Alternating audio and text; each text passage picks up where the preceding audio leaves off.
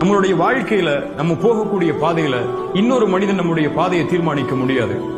பிறர் நம்மளை புகழ்றதோ இகழ்றதோ, பிறர் நம்மளை உயர்த்துறதோ தாழ்த்துறதோ, பிறர் நம்மளை கருத்து சொல்றதோ விமர்சிக்கிறதோ இது நம்முடைய வாழ்க்கையுடைய முடிவு செய்யாது. என்ன ஆனாலும் சரி நம்முடைய வாழ்க்கையுடைய இலக்கை ஒரு நாள் நம்ம அடைஞ்சுதான் ஆக போறோம். ரசூலுல்லாஹி ஸல்லல்லாஹு அலைஹி வஸல்லம் 21 ஆண்டு காலம் அந்த நபித்தோழர்களுக்காக உழைக்கிறாங்க. உழைச்சு மக்காவுக்குள் நுழையிறதுக்காக அழைச்சிட்டு வர்றாங்க. மக்காவுக்குள் நுழையும் போது அந்த இணை வைப்பாளர்கள் தடுக்கிறாங்க.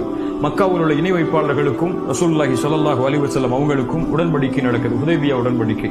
அந்த ஹுதைபியா உடன்படிக்கையை எந்த நபித்தோழரும் விருப்பத்தோட ஏற்றுக்கொள்ளல. ரசூலுல்லாஹி ஸல்லல்லாஹு அலைஹி வஸல்லம் தன்னோடு இருக்கக்கூடிய சக மனிதர்களுடைய விருப்பம் தான் முக்கியம்னு சொல்லி அந்த உடன்படிக்கையை விட்டிருந்தாங்கன்னு சொன்னா மக்காவுடைய வெற்றி கிடைச்சிருக்காது. படைச்சவனுடைய திருப்தி தான் முக்கியம். படைச்சவன் என்ன ஏத்துக்கிட்டா போதும், இந்த நபித்தோழர்கள் ஏத்துக்காட்டாலும் பரவாயில்லைங்கிறதுக்காக அல்லாஹ்வுடைய தூதருக்கு இருந்த உறுதி மக்காவுடைய வெற்றியை அடுத்த சில ஆண்டுகளிலேயே வாங்கி தந்துச்சு. படைச்சவனை திருப்திப்படுத்தணும்னு ஓடுறவன் உலகத்துல வெற்றி அடைஞ்சுக்கிட்டே இருப்பான். படைப்புகளை திருப்திப்படுத்தணும்னு ஓடுறவன் தோத்து